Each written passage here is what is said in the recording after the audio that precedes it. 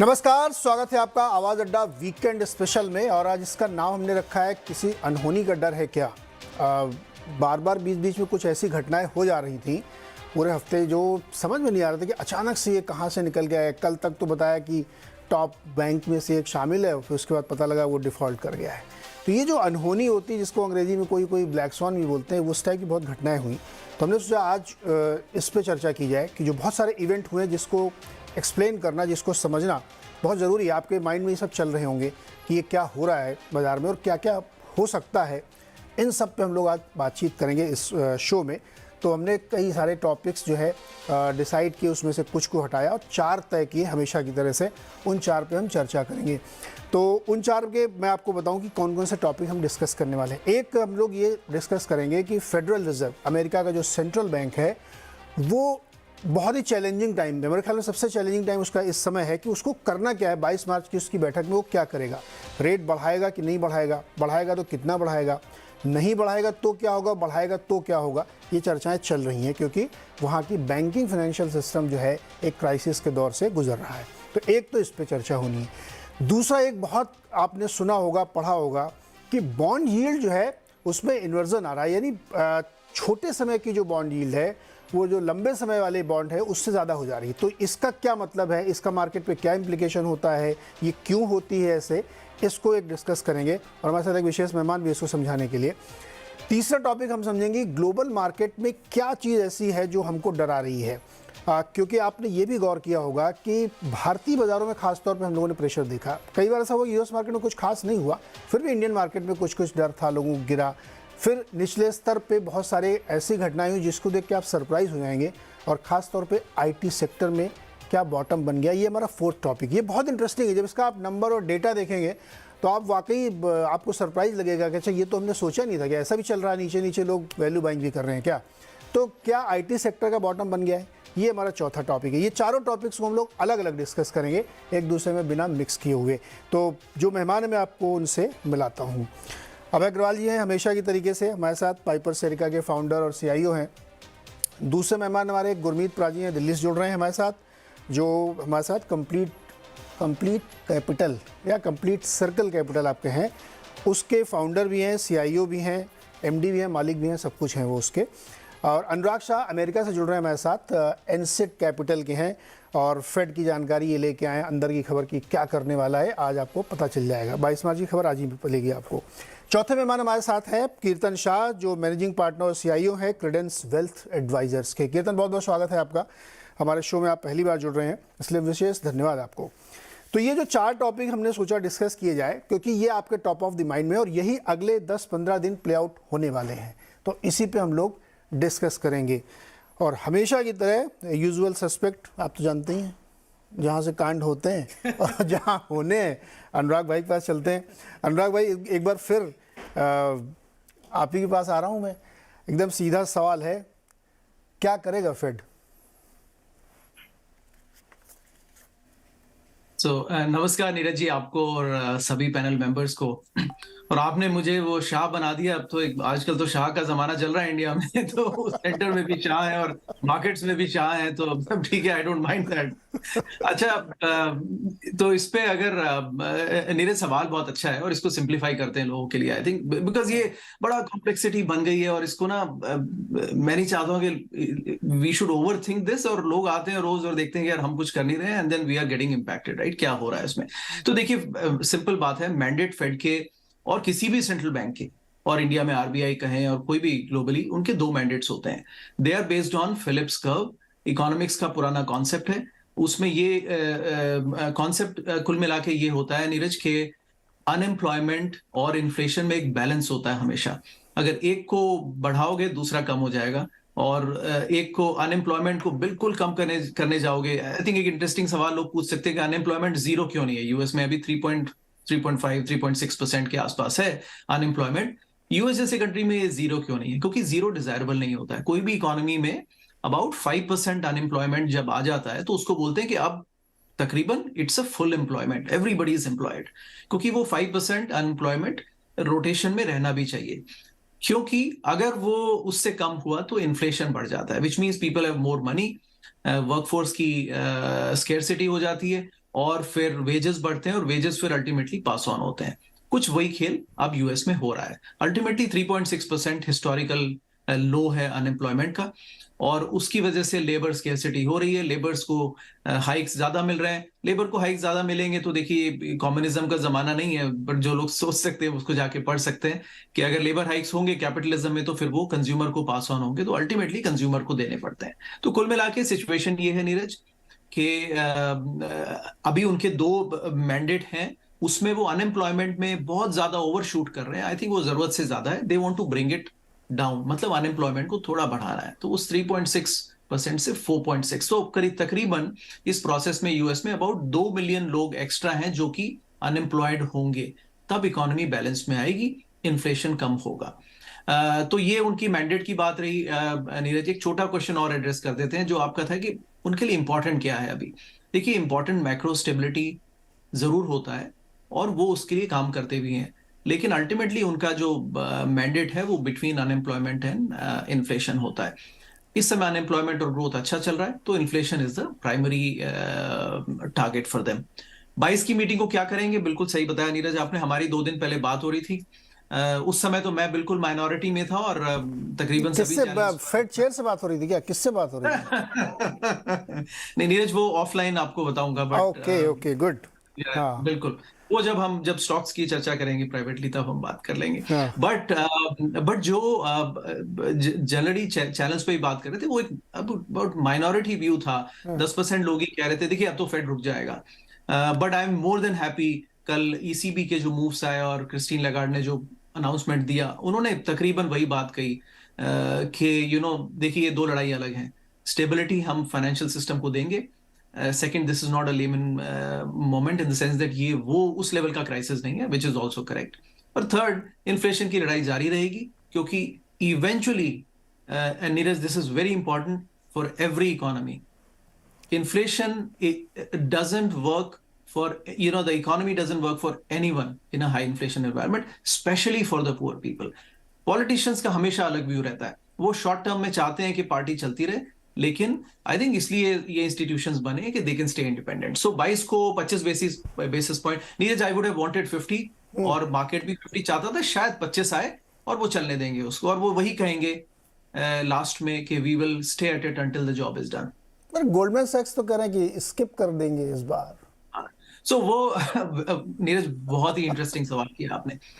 हमें ये नहीं पता है कि ये वो जेनेट येलन, हमारी जो ट्रेजरी सेक्रेटरी हैं यूएस में, which is the finance minister, अब वो उनका पॉसिबली न्यूज है कि वो शायद चली जाए रिटायर होके। उसका रिप्लेसमेंट गोल्डमैन सैक्स से भी आ सकता है नीरज अगली बार। तो क्या तो बात है सर, ये अच्छी खबर बताई आपने। तो कहां पर किसके तार जुड़े हुए हैं ना, और ये सब एनालिस्ट जो है, ये सब सेल साइड व्यूज होते हैं, इनकी पब्लिक पॉस्चरिंग हर हफ्ते चेंज होती है, राइट। तो कौन किस करवट बैठा है नीरज, वो उसका अंदाजा तो फिर बाद में ही पता लगता है। तो I would take it as the economist view, I would take it as a view from a house which has all the political connections, right. देखिए कितना बड़ा कंफ्यूजन है ना। गोल्डमैन सैक्स कह रहा है कि 4 हाइक मुझे लगता था, 1 हाइक मिस करो, बाकी 3 देखी जाएंगी। अब ये कह रहे हैं कि नहीं, हो सकता है कि वो कुछ और मतलब से उन्होंने बोला हो। बट मेरा सवाल आपसे ये है कि अगर मान लीजिए वो बढ़ाते हैं फिर से, है ना, तो जो मार्केट में एक माहौल बनाया गया था कि भाई फाइनेंशियल सिस्टम पूरा आपका ध्वस्त हो जाएगा, मत बढ़ाइए, स्टार्टअप के लिए पैसे नहीं आएंगे, बैंक डूब रहे हैं, तो क्या फेड इतना हिम्मत दिखाएगा, इतना डरेगा नहीं कि नहीं साहब मैं तो बढ़ाऊंगा? आई थिंक फेड को भी ये सोचना अब है कि ये एक जो मर्ज है इन्फ्लेशन का, क्या वो सिर्फ इंटरेस्ट रेट हाइक ही उसकी एक दवाई है, कि उनको और भी कुछ करना पड़ेगा। क्योंकि इन्फ्लेशन में अगर देखें नीरज जी, तो एक स्पेकुलेटिव कैपिटल जो आती है, जो एक्सेस क्रिएट करती है, जैसे ऑयल प्राइसेस थे, वो इसलिए बढ़े क्योंकि लोगों ने एक कमोडिटी को फाइनेंशियल एसेट बना दिया। वो $100 गया, $120 तक ऑलमोस्ट पहुंच गया था, लोग कहने लगे 150 हो जाएगा, 200 आ जाएगा। पर जैसे इंटरेस्ट रेट्स बढ़े, वो स्पेकुलेटिव कैपिटल निकल गई, वो $60 के लेवल पे आ गया। उसी तरह हमने देखा काफ़ी कमोडिटीज़ हैं, नेचुरल गैस है, कॉपर हैं, जिनके प्राइसेस अपने आप नीचे आते जा रहे हैं। फूड ग्रेन है जो अभी भी थोड़े इन्फ्लेशनरी एनवायरनमेंट में है। और तो फेड को ये देखना है कि अगर वो स्पेकुलेटिव एक्सेस कैपिटल निकल रही है सिस्टम से, तो कहाँ तक रेट लेके जाएं कि बैंक ना फेल होने लगे। क्योंकि अगर आप अनएम्प्लॉयमेंट, जैसे अनुराग जी ने कहा, अनएम्प्लॉयमेंट को बैलेंस करना है, तो फ्रैंकली अगर एसबीबी को नहीं बचाते तो 1 लाख लोग अनएम्प्लॉयड हो जाते जो स्टार्टअप कंपनीज में काम करते हैं, जिनके अकाउंट्स हैं वहाँ पे। तो इतना फेड भी अब उस पॉइंट पे आ गया है कि यहाँ से रेट बढ़ाया तो कितने बैंक फेल होने लगेंगे, बैंकिंग सिस्टम पे कितना प्रेशर आ जाएगा, और एसवीबी जैसे और कितने बैंक हैं अभी सिस्टम में जिनके हमारे पास डेटा नहीं है, फेड के पास है। और सिर्फ वो यूएस में नहीं है, वो यूरोप में भी हैं, वो चाइना में भी हैं, वो जापान में भी हैं, जो ट्रेजरीज लेके बैठे हैं यूएस की, तो उसको मार्क टू मार्केट किया तो पूरी नेटवर्थ उड़ जाएगी। तो वो टेक्निकली इंसॉल्वेंट हैं वो बैंक्स।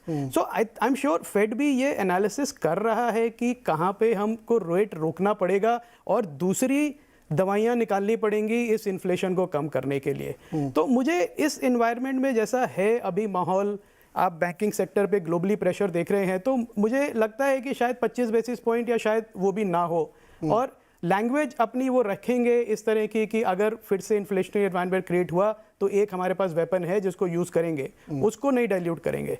पर मुझे नहीं लगता कि अभी वो इस एनवायरनमेंट में रेट बढ़ा के उनका कोई ऑब्जेक्टिव मीट होगा। तो आप कह रहे हैं कि स्किप, मेरे हिसाब से स्किप ही करेंगे। और अनुराग कह रहे हैं 25 जी ना, 2 तो व्यू में मिले। अब चलो 2 लोगों को और देखते व्यू क्या है। कीर्तन के पास चलते पहले, गुरमीत आपके पास थोड़ी देर से आए। कीर्तन, ये जो माहौल बना हुआ है, अनुराग कह रहे हैं कि 25 तो बढ़ाना पड़ेगा। देखिए इकॉनमी काम नहीं करती अगर हाई इन्फ्लेशन रहेगा तो। अभय जी कह रहे हैं लेकिन हाई इन्फ्लेशन को क्या करेंगे जब बैंक ही नहीं बचेगा हमारा। आप अगर आपने होल्ड टू मैच्योरिटी वाले बॉन्ड को बेच दिया तो एमटीएम आ जाएगा जो $620 बिलियन के आसपास बना हुआ है। अच्छा, एक चार्ट मैं आप लोगों को दिखाना चाहता हूँ। जो चार्ट देखिए कि क्वांटिटेटिव टाइटनिंग चल रही है अमेरिका में। उन्होंने कहा था फेड ने कि हम अपनी बैलेंस शीट को कम करेंगे। ये देखिए जरा चार्ट, कम करते करते लाए एकदम से वी शेप बना दिया उन्होंने, पैसा झोंक दिया।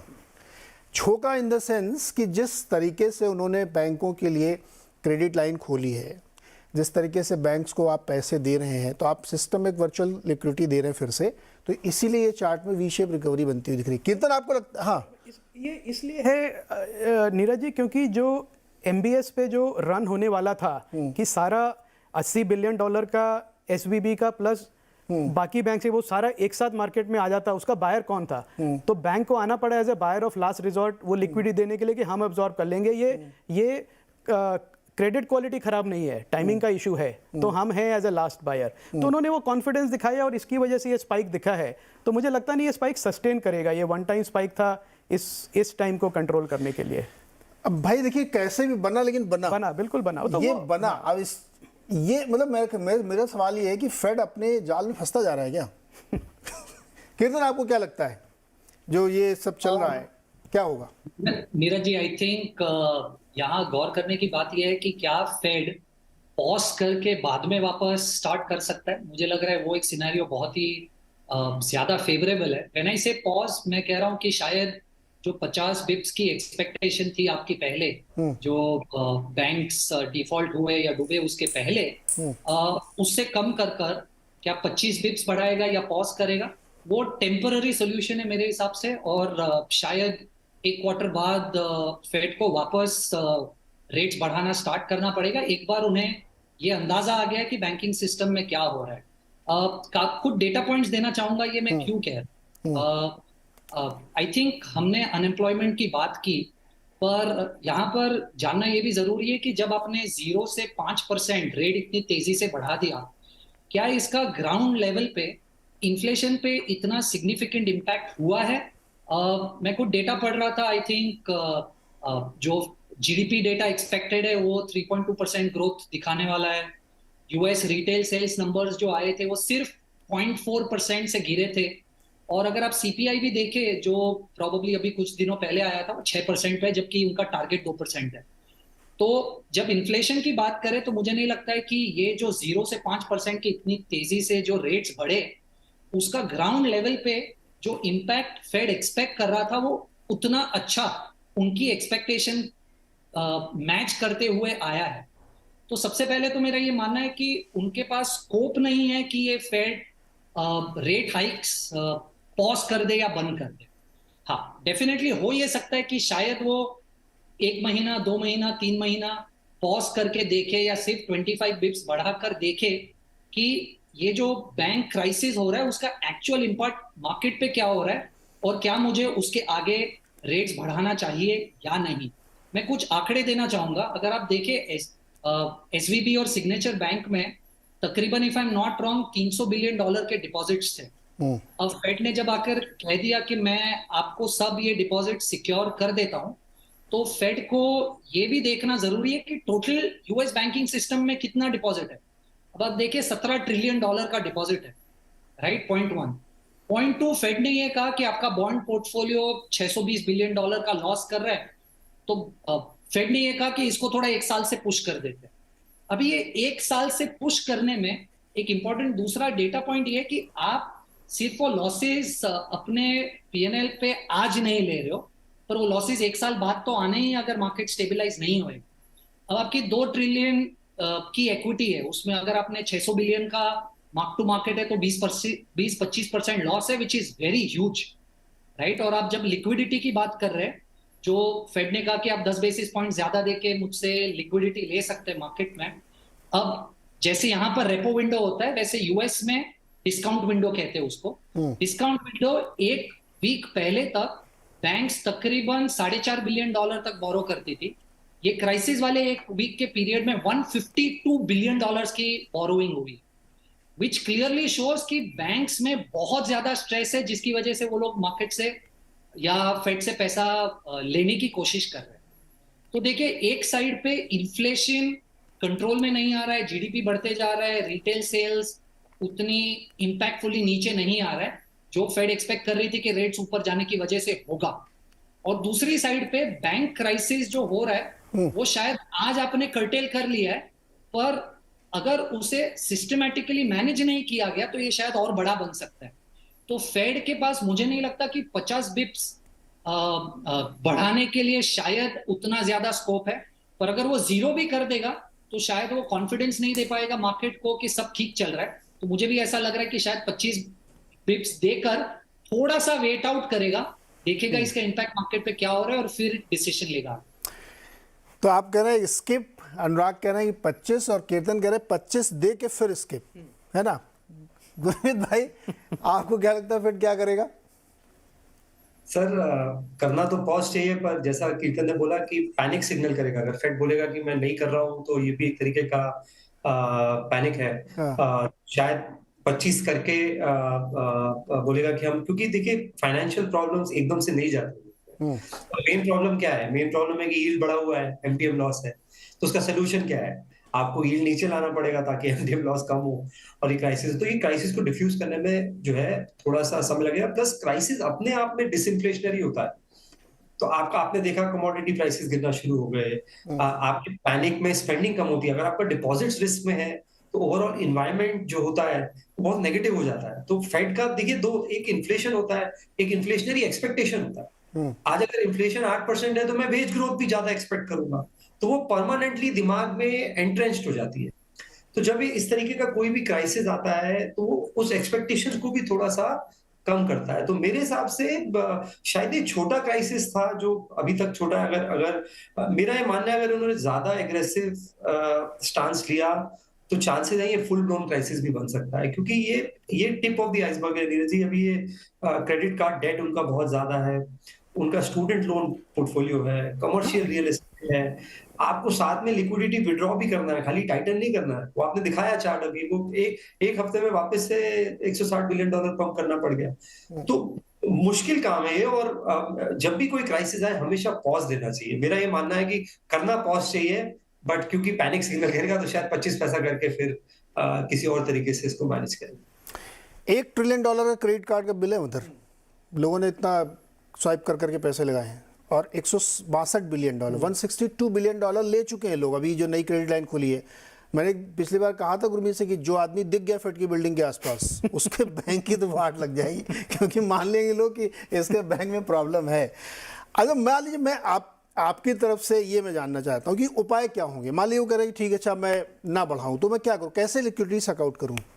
तो आई थिंक जो फेड कर रहा है ऑलरेडी वो हॉटस्पॉट्स ढूंढ रहे हैं कि कहाँ पे क्राइसिस हो सकता है, तो वहाँ पे रिस्क रेशियोज बढ़ा हैं। जैसे अगर आप क्रेडिट कार्ड लेंडिंग कर रहे हैं, और वो इंडिया में भी करते हैं, सारे सेंट्रल बैंक्स करते हैं, तो जो रिस्की एसेट्स हैं उसका रिजर्व रेशियो बढ़ा देते हैं कि आपने अगर 100 रुपये क्रेडिट कार्ड के लिए लोन दिया है तो आपको 10 रुपये रिजर्व रखना पड़ेगा, पर आपने एक मॉर्गेज लोन, होम लोन दिया है जो सेफ है, तो आपको 2 रुपये रखना पड़ेगा। तो इस तरह रिजर्व रेशियो से आप कितना वो बलून हो रहा है उसको मैनेज कर सकते हैं। और टोटल एक्सपोजर जो है बैंक्स का, उधर भी आप लिमिट डाल सकते हैं कि credit card, unsecured loan, student loans आप इस लेवल के आगे नहीं कर सकते हैं। तो आई थिंक फेड उस राह पे ऑलरेडी चल रहा है। तो देखा जो है अभी पिछले साल भर में ये सारे एक्सपोजर धीरे धीरे कम हुए हैं या फ्लैटलाइन कर रहे हैं, मतलब ये कोई बढ़ नहीं रहे हैं। तो क्लियरली फेड का डायरेक्टिव बैंक्स को बहुत क्लियर है कि आप रिस्क वेट्स बढ़ाओ रिस्की एसेट्स का और उसके अंदर मैनेज करो। तो किसी भी बैंक की जो बुक है, लेंडिंग बुक, वो बहुत ब्लोट नहीं हुई है। आप देखें एक साल में JP Morgan, Wells Fargo, city bank, किसी को भी देख लें तो किसी ने बड़ा लेंडिंग करके 2008 के पहले जैसे था कि सारे इन्वेस्टमेंट बैंक्स भी लोन लेके कर रहे थे, स्पेकुलेटिव एक्सेसेस थे, कमोडिटीज़ पे चल रहा था, क्रिप्टोज में चल रहा था, स्टार्टअप्स पे चल रहा था, वो नहीं है अभी सिस्टम में, इस समय नहीं है। तो मुझे नहीं लगता कि एक बहुत बड़ा कुछ क्राइसिस है, एक शॉर्ट टर्म का लिक्विडिटी क्राइसिस है जो फेड ने देख लिया कि रिटर्न, अगर रेट बहुत ज़्यादा बढ़ेगा तो उसका क्या इम्पैक्ट आएगा। अब वो टेस्ट हो गया, स्ट्रेस टेस्ट हो गया सिस्टम का एसवीबी के थ्रू।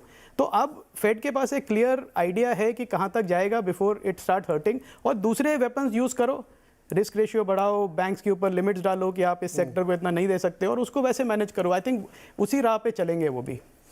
करेक्ट। अच्छा अनुराग, एक छोटा सवाल आपसे, उसके बाद फिर मैं बॉन्ड यील्ड वाले पे आता हूँ जो हमें कीर्तन से समझना है।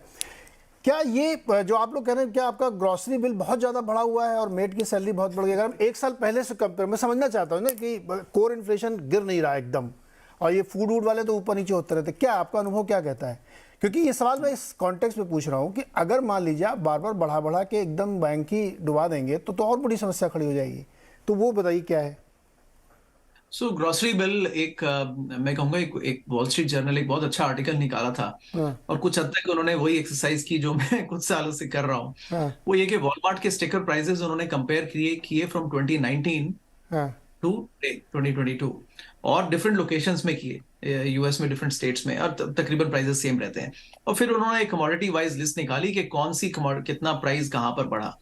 तो things like the kitchen towels, tissue papers, ये about 30% बढ़ गए compared to some other things, जो LCD TV for example 10-15% कम हो गए।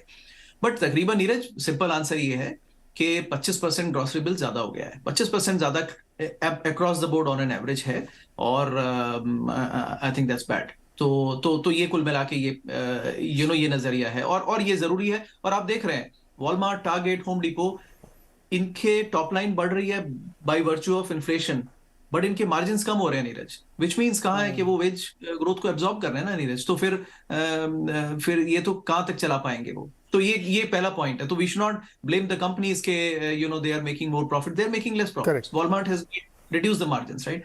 सेकंड, एक छोटा पॉइंट नीरज, आई थिंक जिसको बोलते हैं कि जहां सावधानी हटी दुर्घटना घटी, ये जो पॉइंट सबने बोला ना, आई थिंक वो वैलिड है। देखिए क्या हुआ, 2008 के बाद में डॉट फ्रैंक एक्ट आया, उसमें उन्होंने ना फोकस बिग बैंक्स पे कर दिया कि यार हमने तो बेल आउट किया आपको, और ये वो। तो डॉट फ्रैंक में जो स्ट्रेस टेस्टिंग के सारे tough norms and capital adequacy के नॉर्म्स, वो बिग फोर पे फोकस कर दिए। एक्चुअली शुरू में वो सभी पे अप्लाई होते थे, बट 2018 में कांग्रेस में एक अमेंडमेंट लेके आए पॉलिटिशियंस दैट कि ये $250 बिलियन के नीचे के जो बैंक्स है ना, उनको नुकसान हो रहा है इसमें, they want to grow, and उनके लिए वो कॉन्स्टेंट्स बहुत ज्यादा हो रहे हैं, कॉस्ट भी ज्यादा है स्ट्रेस टेस्टिंग की, दे कांट बेयर इट, उनको उससे हटा दिया गया। देखिए एक्सीडेंट हो गया। आज उस डायरेक्शन में अभी जो डिस्कशन हो रहा है नीरज, और फेडरल रिजर्व का वही बात है कि देखिए अगर हम बैंक्स को, अगर हमें इंश्योर करना ही है डिपॉजिट्स आपके, तो फिर हम इक्वल लेवल पे स्ट्रेस टेस्टिंग करेंगे, right. Let the market decide लोगों को कहाँ रखना है, लेकिन हम स्ट्रेस टेस्टिंग सबकी करेंगे।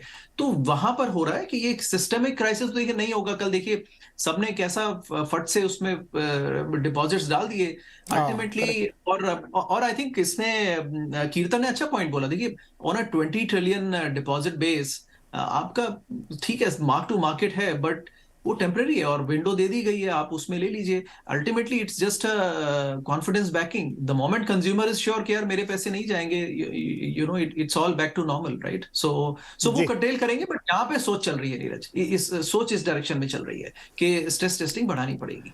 स्ट्रेस टेस्टिंग बढ़ाएंगे और लेवल प्लेइंग फील्ड को सबको करे। अच्छा, ये कोविड, अभी इन्होंने टिश्यू पर, कोविड के दाम में बहुत दाम बढ़े थे वहाँ पे, टिश्यू पे पानी कम आता लगता है वहाँ पे तो बहुत ज़्यादा ये लोग कागज़ यूज़ कर रहे हैं। ये छपी हुई खबरदार, मैं अपने मन से कुछ नहीं बोल रहा हूँ ये टिश्यू पेपर के दाम बहुत बढ़ते हैं वहाँ पे। एनीवे, अब दूसरे विषय पे आते हैं जो कीर्तन से मैं समझना चाहूँगा। आप लोगों ने सुना होगा जनरली एक खबर बार बार निकल के आती है, खबर हो कि बॉन्ड यील्ड का इन्वर्जन हो गया। ये क्या है, जरा हिंदी में बताता हूँ, मैं थोड़ा समय बताता हूँ क्या, उसके बाद कीर्तन समझाएंगे। जैसे दो अलग अलग टाइम फ्रेम के बॉन्ड है, 2 साल का है, 10 साल का है, 20 साल है, 30 साल का है। तो आप उस पीरियड के लिए अनसर्टेनिटी का प्रीमियम हासिल करते हैं। आपने 2 साल का बॉन्ड लिया तो उसमें 7% ब्याज मिला, नहीं आप 2 साल की जो अनसर्टेनिटी उसके लिए आपको 7% कीमत मिल रही। 10 साल के थोड़ा ज़्यादा मिलेगी आपको, 7.5 पौने 8 मिल जाएगी। लेकिन कहीं ऐसा हो जाए कि जो 2 साल वाली वो ज़्यादा देने लगे और 10 साल वाली उसी लेवल पे बनी रहे, तो यानी यील्ड उलट गई, उलटवासी हो गई, इधर वाली ज़्यादा हो गई, इधर वाली कम हो गई। ये क्यों होता है, इसका क्या मतलब है हमारे लिए, ये समझाएं। कीर्तन, ये क्यों होता है और ये क्या है ये? नीरज जी, सबसे पहले तो आपने जो समझाया उसके ऊपर थोड़ा सा ऐड करना चाहूंगा। देखिए, आज एज अ रिटेल इन्वेस्टर आप किसी भी एक बैंक में भी जाएंगे और बैंक को कहेंगे मुझे 1 साल का फिक्स डिपॉजिट रखना है, तो बैंक आपको 6% ऑफर करता है। पर अगर आप 5 साल का डिपॉजिट रखेंगे तो बैंक आपको शायद 7% ऑफर करेगा। बहुत बेसिक लॉजिक है कि आप जितने ज्यादा समय के लिए पैसा रखेंगे उतना ज्यादा शायद आप रिस्क ले रहे हो, क्योंकि आपको पता नहीं है 5 साल बाद बैंक रहेगा कि नहीं, पर 1 साल बाद बैंक रहेगा, उसकी प्रोबेबिलिटी थोड़ी सी आप ज्यादा जज कर सकते हो। तो 1 साल का रेट कम होता है, 5 साल का रेट ऊपर होता है, ये नॉर्मल है। अब किसी भी बैंक की ब्रांच में चले जाइए, आपको यही दिखेगा, राइट? अब अगर ये उल्टा हो जाए, अगर आप बैंक में जाए और बैंक आपको कहे कि मैं 1 साल के लिए 7% दूंगा पर 5 साल के लिए मैं आपको 6% दूंगा, तब एबनॉर्मल सिचुएशन आ जाती है जिसे आप यील्ड कर्व कहते हैं, राइट? अब इसे समझना कैसे?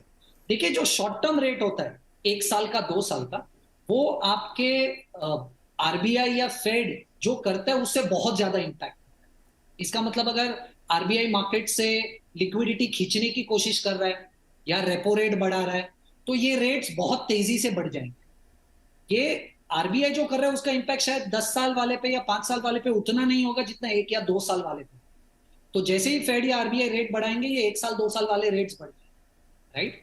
और जो 5 साल या 10 साल वाला जो रेट होता है ना, वो लार्जली आपको ये दिखाता है कि इकोनॉमी में आप फ्यूचर में कितना जीडीपी ग्रोथ एक्सपेक्ट कर रहे हैं। तो shorter end of the curve, 1 साल 2 साल, उसका बहुत ज्यादा इंपैक्ट होता है फेड क्या कर रहा है उससे। और लंबे समय का जो 10 साल का होता है वो आपको ये दर्शाता है कि शायद ग्रोथ बढ़ने वाली है या कम होने वाली है।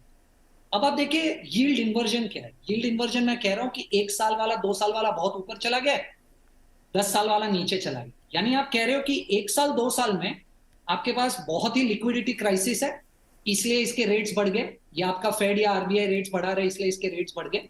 पर लॉन्ग टर्म में शायद जीडीपी ग्रोथ आप कम एक्सपेक्ट कर रहे हो। ये एक सिचुएशन, ये थियोरेटिकली ये आपको हिंट करती है कि शायद आप एक रिसेशन की तरफ बढ़ रहे हो, क्योंकि छोटे समय के लिए लोग ज्यादा पैसा देने के लिए रेडी है, मार्केट से पैसा उठाने के लिए, पर लंबे समय में आपका जीडीपी ग्रोथ कम लग रहा है। तो थियोरेटिकली अगर आप देखें, पिछले बहुत सालों का डेटा ये दिखाता है कि शायद आपका यील्ड इन्वर्जन अगर हो गया है और 6 महीने तक ये यील्ड्स इन्वर्टेड रहते हैं, तो आगे के 12 या 18 महीने में रिसेशन आता है, इसलिए लोग डर जाते हैं जब यील्ड इन्वर्जन आता है। पर आप देखिए यूएस में क्या हो रहा है। ये बैंक क्राइसिस हुई उसके पहले अगर आप देखें तो 2 साल और 10 साल में गैप तकरीबन 1% का था, 100 बिप्स का। यानी आपका 2 साल वाला यील्ड 100 बिप्स या 1% ऊपर था 10 साल वाले से, इसलिए आपने कहा कि ये यील्ड कर्व इन्वर्टेड है। पर जैसे ही ये क्राइसिस आई बैंक की, ये यील्ड कर्व थोड़ा सा और फ्लैट हो गया, तो ये जो डिफरेंस 1% का था उससे वो 0.45% हो गया। ये दर्शाता है आपको कि शायद मार्केट में या फिक्स्ड इनकम में लोग ये एक्सपेक्ट कर रहे हैं कि पहले जो 1% का डिफरेंस था जो अभी 0.45 हो गया, शायद ये दर्शाता है कि फेड के पास अब उतना लेवरेज नहीं है मार्केट में जाके अग्रेसिवली रेट्स बढ़ाने के लिए।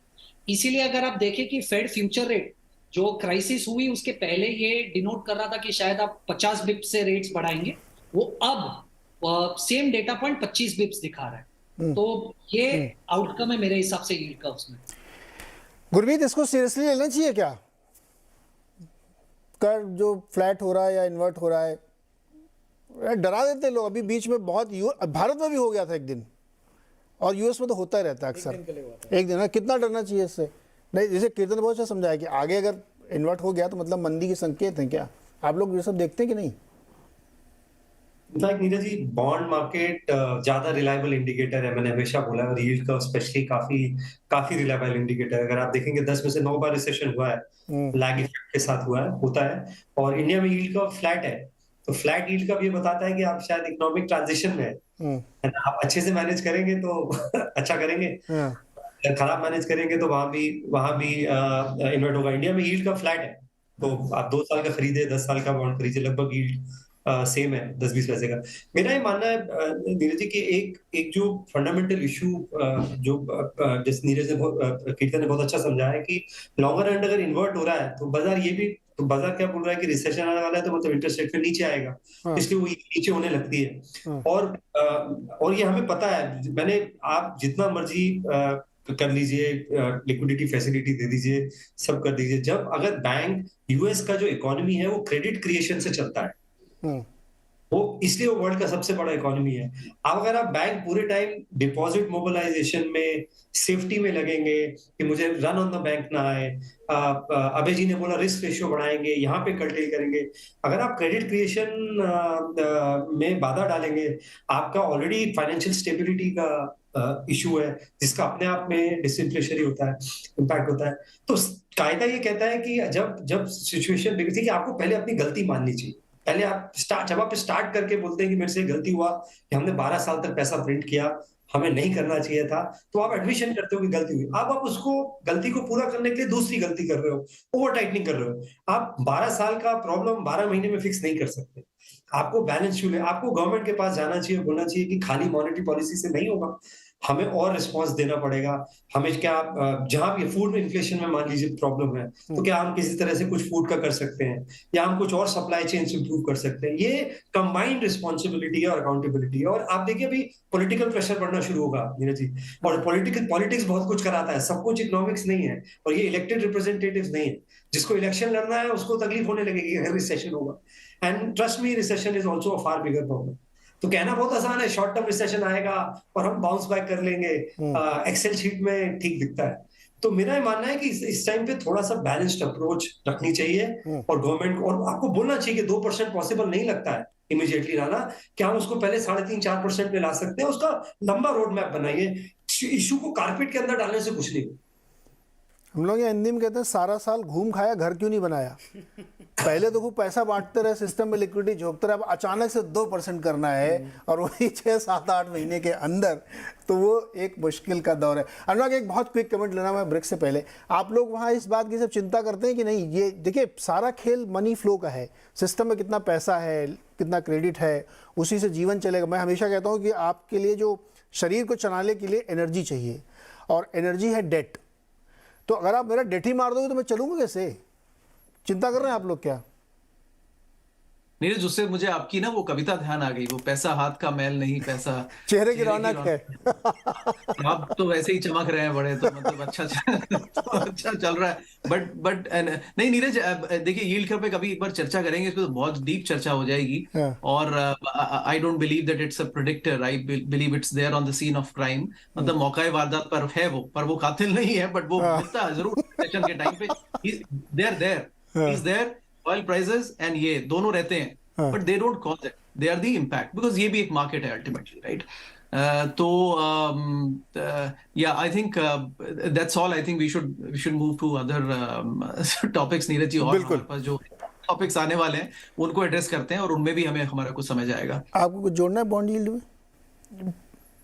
इतनी चर्चा हो गई, मेरे को लगता है कि जो अगला शो करेंगे उसमें दूसरे इंडिकेटर्स भी लाइए आप, जैसे एक वो है इनरवियर, फिर एक लिपस्टिक इंडिकेटर, लिपस्टिक इंडिकेटर बहुत अच्छा है। फिर एक मिनी स्कर्ट हेमलाइन इंडिकेटर, इन सब पे भी थोड़ी चर्चा होनी चाहिए। अंडरवियर इंडेक्स और लिपस्टिक इंडेक्स पे तो मैं डेफिनेटली एक दिन चर्चा करूंगा, उससे पता लगेगा कि मेन स्ट्रीट पे, एक तो वॉल स्ट्रीट और बैंक का हो गया मेन स्ट्रीट पे, पर मेन स्ट्रीट पे जो है इंडिकेटर्स वो क्या दिखा रहे हैं? कॉस्मेटिक कंपनीज हैं, उनकी सेल बिक रही है। रिसेशन में कॉस्मेटिक की सेल अच्छी हो जाती है क्योंकि लोग सोचते हैं कि घर पे हैं तो चलो अच्छा दिखे, तो वो हो रहा है कि नहीं? बरसात के समय इनरवियर ज्यादा खरीदते हैं, बिल्कुल 4-6 सेट होने चाहिए, बिक जाएंगे तो क्या करेंगे। छोटा सा एक ब्रेक के बाद एक बहुत इंपॉर्टेंट टॉपिक है कि आईटी सेक्टर पे क्या हो रहा है, आईटी कंपनीज में क्या हो रहा है, और साथ ही कोई अननोन फियर तो नहीं मार्केट को जिसका डर लग रहा हो। बहुत छोटे से ब्रेक बाद तुरंत वापस आते हैं।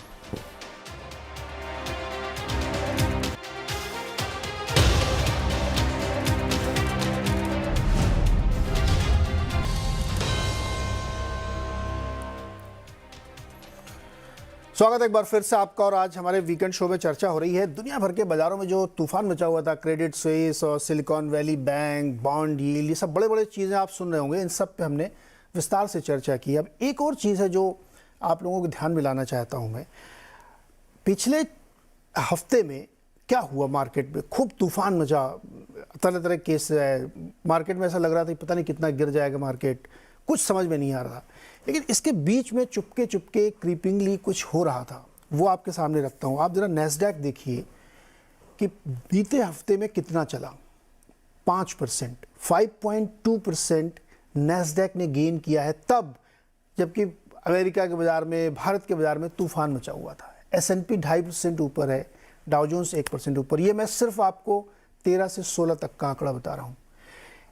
इसके बीच में इन्हीं 4 दिनों में जो यूएस के बड़े बड़े आईटी स्टॉक्स हैं उन पे भी आप नज़र डालिए। मेटा का स्टॉक 13% ऊपर है, इसी 4 दिन के अंदर की बात मैं कर रहा हूँ। माइक्रोसॉफ्ट 10% ऊपर है, एनवीडिया 9% ऊपर है, गूगल 9% ऊपर है, अमेजॉन 8% ऊपर है। ये क्या बताता है, ये कहानी क्या है? जब पूरे दुनिया में तूफान मचा हुआ था, बैंक डिफ़ॉल्ट कर रहे थे, लोग कह रहे थे कि आईटी को और भयानक नुकसान होगा क्योंकि वो ग्रोथ स्टॉक है, पैसे नहीं मिलेंगे, उस दौरान ये कौन खरीद रहा था भैया जी? ये तो नीरज जी, एक सबसे बड़ा पहला पॉइंट मैं कहूँगा कि जो आपने स्टार्ट किया कि देखो सबका ध्यान था एसवीबी बैंक का रेफर, और पैसा जो बना वो स्टॉक स्पेसिफिक, अगर आपने ठीक मौके पे अपना इन्वेस्टमेंट कर लिया तो वो बन गया। और ये जो स्टॉक जिन्होंने आपने नाम लिया, ये वर्ल्ड के लीडर्स हैं और वैल्यू जोन में चले गए थे, डीप वैल्यू जोन में। आप देखें मतलब ऑल टाइम हाई जाने दीजिए, वो ब्लोटेड थे, पर फिर भी adjusted for cash on the books 10-12 time के पी मल्टीपल पे चल रहे हैं। लोगों ने ऐसा सोच लिया कि ये तो कंपनी बंद हो जाएगी, लिटरली इस सिचुएशन पे आ गया था। पर फिर जब इन्वेस्टर्स का इंटरेस्ट आया, वैल्यू फंड्स उन्होंने देखना शुरू किया कि क्या है इस मार्केट में जिसको हम अभी कॉन्फिडेंटली ले सकते हैं इस समय, और ये स्टॉक्स है, ये एकदम सामने आपके एकदम वर्ल्ड के नंबर 1 फ्रेंचाइजेज हैं, सॉलिड कैश फ्लो मशीन्स हैं।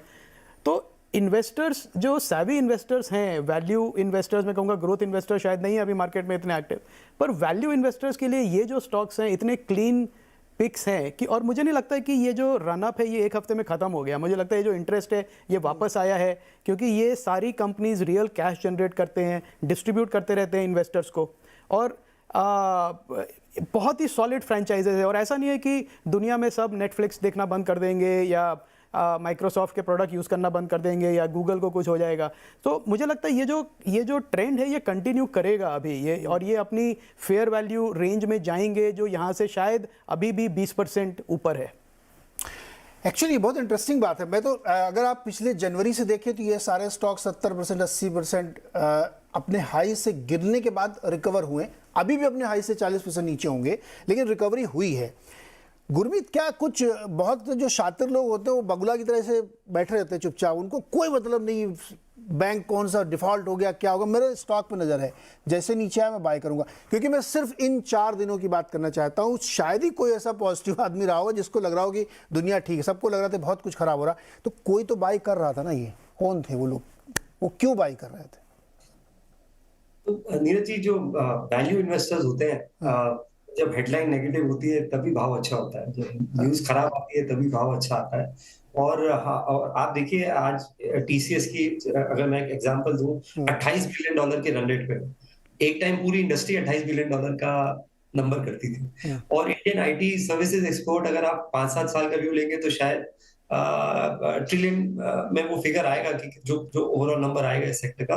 तो मेरा ये मानना है कि डिफरेंशिएशन होगा नीरज जी। अभी क्या है, जैसे सबसे ज्यादा इम्पैक्ट भी टेक हो रहा था, क्योंकि अगर इंटरेस्ट रेट बढ़ेंगे और बीएफएसआई में स्पेंडिंग स्लो होगा और मैक्रो अगर सिचुएशन खराब होती है, तो ऐसा मानना है कि डिस्क्रिशनरी स्पेंडिंग होगी और होगा। पर मुझे ऐसा लगता है कि आईटी में भी अब दो चीजें हो गई हैं कि पूरी तरह आईटी डिस्क्रिशनरी रहा। इनफैक्ट कोई बोलता है आईटी वर्टिकल नहीं है, हॉरिजॉन्टल है। हर वर्टिकल में आपको आईटी का एप्लीकेशन है। तो जो जैसे बड़ी कंपनीज है जैसे टीसीएस है, वहां पे आपको वेंडर कंसोलिडेशन, कॉस्ट ऑप्टिमाइजेशन उनकी स्ट्रेंथ है।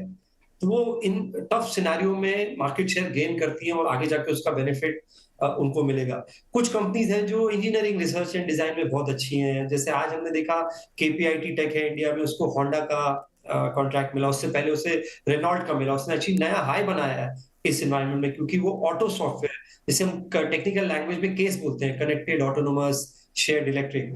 तो कुछ जगह मुझे लगता है जहां कंपनीज का ऑफरिंग डिफरेंशिएटेड है, वो डिफरेंशिएट होंगी। नैस्डैक की अगर हम चर्चा करें तो हमने देखा कि मेटा में, आपको ध्यान होगा, बड़ा नेगेटिव न्यूज था कि बेट फेल हो गई है, स्टॉक टैंक हुआ था। उसके बाद हमने देखा कि नतीजे थोड़े से अच्छे आए। हमें राइट ऑफ नहीं करना चाहिए किसी भी अच्छी कंपनी को। हमने टेस्ला में देखा था 300, तो राइट ऑफ मत करिए। अगर कोई अच्छी कंपनी है और बहुत ज्यादा करेक्शन आया है बिकॉज ऑफ अनसर्टेनिटी, तो अगर आपका थोड़ा होराइजन ज्यादा है तो आप ग्रेजुअली डिप कर सकते हैं। तो कुछ वैल्यू इन्वेस्टर्स बाय करेंगे और मेरा ये मानना है कि कुछ ये फोकस शिफ्ट होगा और बहुत सारे बिटन डाउन सेक्टर्स पे आगे। आप सही कह रहे हैं। जिस तरीके से चैट जीपीटी और एआई पे फोकस हो रहा है, माइक्रोसॉफ्ट $10 बिलियन लगा रहा है, तो मुझे लगता है टेस्ला के सीईओ को फोमो हो गया है कि मैंने ही फाउंड किया उस कंपनी को और मैं ही निकल गया और अब कोई दूसरा उस पर राइड करेगा। ये फीलिंग भी हो सकती है। लेकिन मैं ये बहुत इंटरेस्टिंग चीज़ यहाँ पे है, जिक्र कर दूँ कि टीसीएस का जिक्र आया, तो इसके जो MD and CEO Rajesh Gopinathan ji हैं, उन्होंने इस्तीफा दे दिया और चले गए हैं और उनकी जगह नए सीईओ आ गए हैं। लेकिन एक बहुत दिलचस्प बात उन्होंने कही, ये सिर्फ जिक्र के लिए बता रहा हूँ, उन्होंने अपने प्रेस कॉन्फ्रेंस में ये बताया कि जब आपका किसी काम में दिल न लगे, आप बोर हो जाएं, तो आपको तुरंत निकल लेना चाहिए। और ये मुझे लगता है बहुत ही अच्छी बात है। करियर के पीक पर, बिल्कुल भारत की सबसे बड़ी कंपनी के एमडी एंड सीईओ, बहुत ही अच्छी सैलरी रही होगी, उस जगह आपको जब लगता है कि नहीं अब मुझे नहीं काम करना है, तो मुझे लगता है कि life is much more than your work. तो ये खबर है आपके लिए, सिर्फ बताने के लिए कि ये एक चेंज हुआ है हमारे यहाँ। जैसे लास्ट ईयर हम लोगों ने और तमाम कंपनियों के बारे में बात करते हैं, कौन आया कौन गया, ये हम लोग रखते हैं। लेकिन वापस अपनी थीम पे आते हैं। नीरज जी, एक बहुत अच्छा किस्सा है इस पे। विवियन रिचर्ड्स ने बहुत जल्दी रिटायरमेंट लिया था। तो किसी ने सुनील गावस्कर से पूछा कि विवियन रिचर्ड ने इतनी जल्दी रिटायरमेंट ले लिया, तो उन्होंने बोला कि you should retire when people ask why and not why not. Yes. तो खैर ये वाले बीच में शांता होगा जो भी कुछ जोड़ना चाहे। लेकिन अनुराग, आपके पास आता हूँ फिर कितना के पास। अनुराग, ये बताइए क्या इस पूरे उठापटक केओस के बीच में यूएस में वैल्यू बाइंग चल रही है क्या? जो हमने आईटी में देखा कि लास्ट 4 डेज में बहुत लोगों ने वहाँ बाइंग की है। नीरज, ये पिछले 4 दिन की बाइंग तो मुझे तो समझ नहीं आ रही है, नैस्डैक की बाइंग, और बहुत सारे लोग मेरे साथ में हैं जिनको समझ नहीं आ रही है। और ये कुछ हद तक मोमेंटम बाइंग लग रही है। इसमें एक कंपनी में हमारी भी पोजीशन है और वो तो बहुत अपॉर्चुनिस्टिक पोजीशन थी। ऐसे बार्गेन को तो हम मिस नहीं कर सकते, तो we took the positions even last year, end of last year, but others are reasonably valued. You know, तो हमें नहीं उसमें कोई बहुत ज्यादा आगे यहाँ से मोमेंटम बहुत स्ट्रांग नहीं दिख रहा है। एक थोड़ा न्यूज ड्रिवन भी था कि टिकटॉक बैन होने की बात हो रही थी, तो मेटा चल रहा था, तो उसमें एक रीरेटिंग का संभावना है, तो वो भी एक पॉइंट है। बट अगर एक पर्सपेक्टिव देखें नीरज, लास्ट ईयर आपके जो स्टेबल बचाने वाले, आपको किसने बचाया, और हमने जो थोड़ा बहुत फंड्स पार्क किए इन्वेस्टमेंट में, वो किए हेल्थ केयर, एनर्जी एंड आपका यूटिलिटीज एंड स्टेपल्स में, राइट। पिछले साल वो लोग बढ़े हैं और बाकी सारा मार्केट गिरा है। और गिरे सबसे ज्यादा कौन है? IT, discretionary and com services, जिसमें आपके गूगल एंड मेटा आते हैं। तो जैसे ही ये साल चेंज हुआ, तो तकरीबन लोग ट्रेंड को देख करके, और यहाँ पे काफी प्रोग्राम बाइंग चलती है, और जब फंड्स बाई करते हैं तो उनके मैंडेट आते हैं और कब वो खरीदते हैं उसमें लैग्स भी आते हैं। तो ऑब्वियसली अब इस समय कौन से सबसे ज्यादा चल रहे हैं? Discretionary, com services and technology. तो ये माइनर बाउंस बैक है। वैल्यू पर्सपेक्टिव से हमें स्टॉक स्पेसिफिक देखना पड़ेगा। एक स्टॉक में बहुत अच्छी वैल्यू दिख रही थी, पोजीशन बनानी चाहिए जरूर, मौके मिस नहीं करने चाहिए, but others are reasonably valued. Neeraj ji, I don't think they are very cheap and I think there is time to go. एक छोटा एग्जांपल दूं नीरज, अगर माइक्रोसॉफ्ट को देखें तो वो 2000 करीब 98 में ना $10 का स्टॉक होता था, और वो बाय द टाइम 2000 आया वो 65 पे पहुंच गया। That was its peak. उसके बाद जो वो गिरा है तो उसको $65 आने में अगले 16 साल लग गए नीरज। वो 2016 में 65 पे आया, वो तो 5x हो गया था, 10 से 60 पे 6x हो गया था। वो फिर 10 साल 16 17 साल के बाद आया। अब वो नीरज 60 से वो फिर से 6x पहुंच गया था नीरज, पेंडेमिक पीक। अब वो गिर रहा है, मुझे लगता है अगले 10 साल फिर लगाएगा नीरज।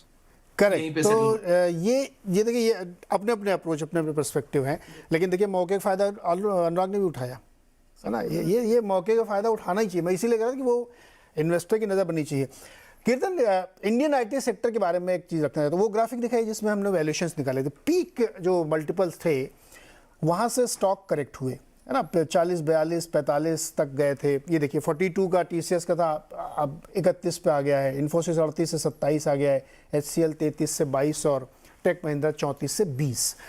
अभी भी बहुत सारे लोग इस कैंप में है कि आईटी हमारे अभी भी महंगे हैं थोड़े, क्योंकि मुझे ध्यान है कोविड से पहले टॉप आईटी कंपनीज बड़ी वाली 22 24 25 के मल्टीपल भी चलती थी और मिड कैप 17 18 15 भी चलती थी, तो उसके लिहाज से महंगे हैं।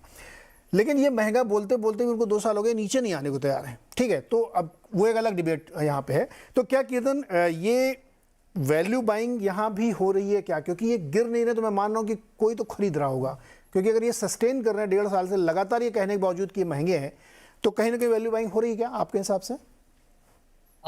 डेफिनेटली हो रही नीरज जी। मैं थोड़े से और आंकड़े शेयर करना चाहूंगा। अगर आप लार्ज कैप में देखें, पिछले 5 साल का median P large cap IT companies का तकरीबन 25 था, राइट। अगर आप 5 साल का देखें तो तकरीबन 29 था, 10 साल का देखें तो तकरीबन 25 था। आज अगर आप 5 साल के एवरेज पी पे देखें तो सब लार्ज कंपनीज 5 साल के पी के ऊपर या उससे नीचे ट्रेड कर रही। तो 5 साल के बेसिस पे तो आप डेफिनेटली एक वैल्यू बाई जोन में है। पर ऑफ कोर्स इसमें ध्यान ये रखना है कि पिछले 5 साल की जब बात करेंगे तो वो 2 साल कोविड वाले जो पीक वैल्यूएशंस आ गए थे उसका एवरेज है, जिसकी वजह से वो नंबर ऐसा दिख रहा है। पर अगर आप 10 साल का डेटा ले तो 10 साल में तो आप अभी भी एक्सपेंसिव है। जैसे अगर 10 साल का आप इंडस्ट्री का एवरेज पी ले तो 25 है, पर टीसीएस 28.5 पे ट्रेड कर रहा है। अगर आप इन्फोसिस को देखे वो 25.5 पे ट्रेड कर रहा है। तो Infosys is very close to the 10 year average, पर टीसीएस थोड़ा सा महंगा है। तो मुझे लग रहा है कि ये जब आप हम जनरल डिस्कशन कर रहे हैं आईटी सेक्टर के बारे में, हमें थोड़ा सा और स्पेसिफिक होना पड़ेगा मार्केट कैपिटलाइजेशन और स्टॉक्स को अलग अलग रखने की। क्योंकि अगर आप मिड कैप में भी देखें तो आप देखिए परसिस्टेंट अपने 5 साल के एवरेज से बहुत ज्यादा महंगा ट्रेड कर रहा है, पर आप एम्फेसिस देखिए 5 साल से सस्ते पे ट्रेड कर रहा है। तो मुझे ऐसा लग रहा है कि आईटी में वैल्यू बाइंग हो रही है, पर बहुत और काफी स्टॉक स्पेसिफिक है। क्योंकि देखिए ये कोविड में जो रन अप आया था उसके बाद वैल्यूएशन जस्टिफाई नहीं हो रही थी, क्योंकि एट्रिशन बढ़ गया था, मार्जिन्स ड्रॉप हो रहे थे, राइट। तो ये दोनों सिचुएशंस मेरे हिसाब से लार्जली सॉल्व हो गई। अगर आप पिछले 2 क्वार्टर्स के रिजल्ट देखें, I think margins have stabilised, attrition का उतना बड़ा प्रॉब्लम नहीं है।